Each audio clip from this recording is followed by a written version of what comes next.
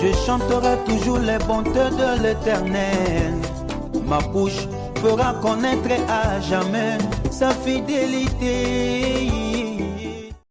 Soyez bénis tous, bien-aimés dans le Seigneur. Que le Seigneur Jésus vous bénisse. Que la grâce et la bonté de notre Dieu soient votre partage. Nous allons passer un temps dans la parole de Dieu. Et le thème sur lequel je voudrais m'appuyer est intitulé « Les priorités de Dieu ». Notre texte est tiré de Matthieu chapitre 6, à partir du verset 30 jusqu'au verset 34 que je vais lire maintenant. Si Dieu revêt ainsi l'herbe des champs qui existe aujourd'hui et qui demain sera jeté au four, ne vous vêtira-t-il pas? À plus forte raison, gens de peu de foi. Ne vous inquiétez donc point et ne dites pas que mangerons-nous, que boirons-nous, de quoi serons-nous vêtus? Car toutes ces choses, ce sont les païens qui les recherchent. Votre Père céleste sait que vous en avez besoin. Verset 33. Cherchez premièrement le royaume et la justice de Dieu, et toutes ces choses vous seront données par-dessus. Ne vous inquiétez donc pas du lendemain, car le lendemain aura soin de lui-même. À chaque jour suffit sa peine. Les priorités de Dieu. Qu'est-ce que Dieu recherche premièrement dans la vie de celui ou celle qui a envie de marcher avec lui? Qu'est-ce que le Seigneur veut que nous mettions en première position si nous espérons recevoir ses grâces et ses bénédictions? La Bible dit que nous devons rechercher premièrement et la justice de Dieu. Maintenant, tout ce que nous voudrions comme vêtements, comme nourriture, comme bien-être, cela nous sera donné après. Le Seigneur a des priorités et la priorité de Dieu dans ce passage, c'est notre recherche du royaume et la justice de Dieu. La justice, c'est un principe moral d'équité, de droiture et de vérité adapté à la parole de Dieu. Si nous voulons plaire au Seigneur, nous devons pratiquer, nous devons vivre dans la justice. Nous devons rechercher la justice. Le royaume de Dieu, c'est la vie éternelle. Le royaume de Dieu, c'est le paradis. Et donc, la culture de la justice prépare les pas de notre entrée dans le palais de Dieu, dans le royaume de Dieu.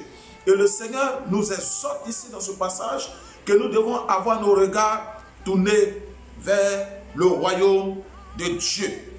Et Jésus, dans sa parole, dans Matthieu chapitre 25, verset 34, il dit: prenez possession du royaume qui vous a été préparé dès la fondation du monde. Nous devons prendre possession du royaume de Dieu.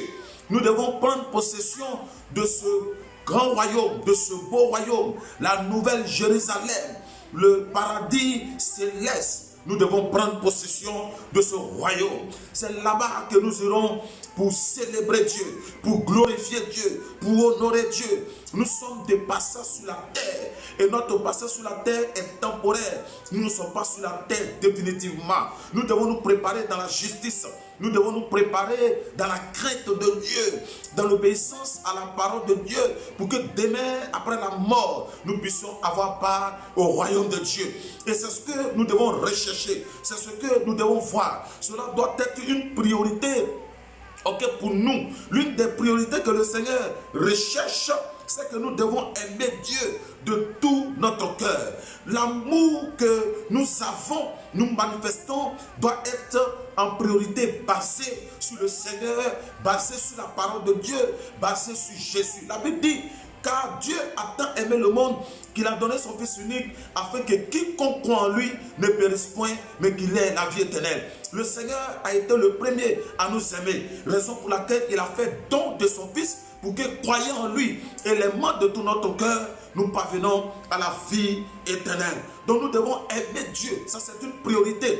Il y a des gens qui aiment leurs voitures, il y a des gens qui aiment leurs richesses, il y a des gens qui aiment leurs enfants plus que Dieu. Ce qui occupe la place, la première place dans ton cœur, en dehors de Dieu, c'est une adoration, c'est une idolâtrie. Tu dois avoir le Seigneur Jésus en premier dans ton cœur, en premier dans tes affaires, en premier dans tout ce que tu fais. Le Seigneur a des priorités et nous devons l'aimer de tout notre cœur.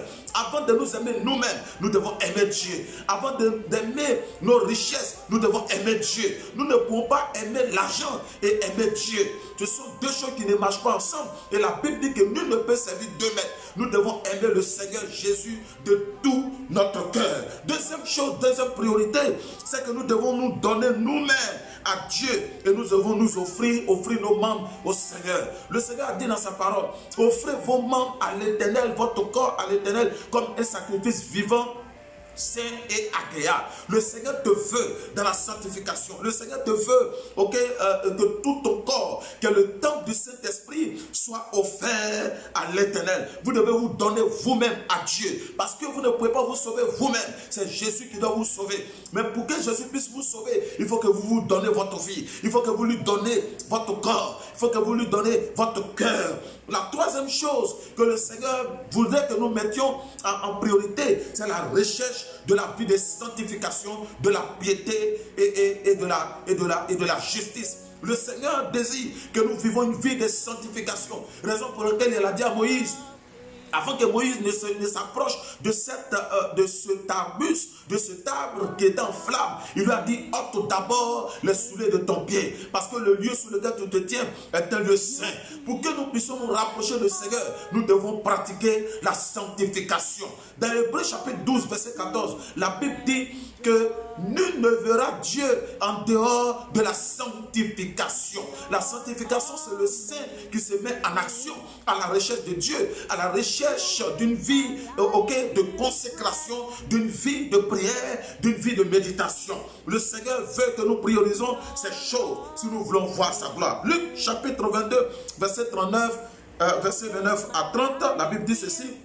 C'est pourquoi je dispose du royaume en votre faveur, comme mon Père en a disposé en ma faveur, afin que vous mangiez et que vous buviez à ma table dans mon royaume, et que vous soyez assis sur des trônes pour juger les 12 tribus d'Israël. Il dit, je dispose mon royaume en votre faveur, le royaume de Dieu en votre faveur, comme mon Père en a disposé en ma faveur. Donc le Seigneur dispose son royaume pour nous. C'est là-bas que nous irons pour régner. C'est là-bas que nous irons pour adorer le Seigneur. Il dit vous allez manger et vous allez boire à ma table dans mon royaume. C'est pourquoi Jésus a dit que je vais au Père, je vous préparerai des places pour vous. Je vous préparerai une place et vous irez dans ma présence. Vous irez pour me rejoindre.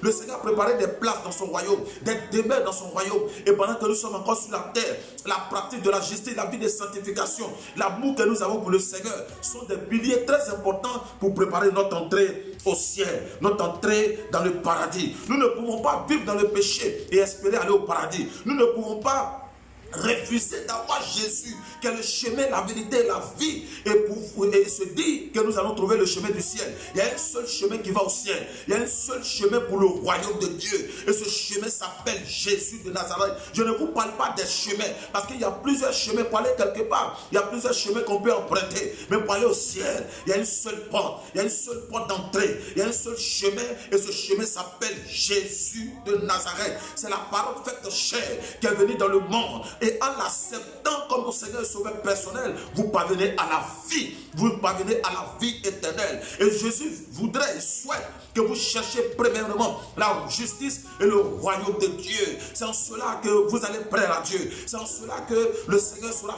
fier de vous. C'est en cela, aujourd'hui, beaucoup recherchent les vêtements. Beaucoup sont dans les miracles. Beaucoup sont dans les prophéties. Beaucoup sont dans les signes et les prodiges. Cela n'envoie pas au ciel. Ce qui envoie au ciel, c'est la pratique de la justice et la recherche du royaume de Dieu, la méditation de la parole de Dieu, la vie de consécration, la vie de prière. Ce sont ces choses qui peuvent militer en votre faveur. La Bible déclare dans 1 Roi chapitre 17, verset 13 à 14. Élie lui dit, ne crains point, rentre, fais comme tu as dit. Seulement, prépare-moi d'abord avec cela un petit gâteau et tu me l'apporteras. Tu feras ensuite pour toi et pour ton fils. La Bible déclare que Élie, le prophète, c'était le temps de famine et le Seigneur l'envoya vers un torrent qu'on appelle le torrent de Kérit, où il avait l'eau. Mais arrivé un moment donné, ce torrent a séché. Et le Seigneur s'est révélé à lui pour dire, va Sarepta, quand tu iras, j'ai préparé la vie d'une veuve qui te nourrira. Et lorsque Élie est arrivé, il allait voir la femme pour dire, demander à la femme de lui préparer à manger. La femme lui a dit, il me reste un peu de farine et un peu d'huile et je mangerai, je mourrai avec mon enfant. Mais Élie lui a dit, que comme tu l'as dit, prépare-moi d'abord. C'est la priorité. La femme a appliqué son cœur à l'observation de la priorité. C'est vrai qu'elle a raisonné, mais arrivé un moment donné, Élie lui a intimé, lui a demandé de préparer d'abord. Nous devons faire d'abord les choses de Dieu. Nous devons servir Dieu d'abord. Nous devons rechercher Dieu d'abord. Si nous voulons voir notre vie changer, c'est d'abord le Seigneur. C'est d'abord la prière. C'est d'abord la foi. C'est d'abord la consécration. Et ensuite, les choses viendront. Élie lui a dit, prépare-moi d'abord à manger et ensuite tu feras ce qui te plaît. Ensuite tu pourras préparer pour toi. Mais prépare-moi d'abord à manger. Et lorsque la femme a obéi à la voix d'Élie et à la voix de Dieu, qu'est-ce qui va se passer?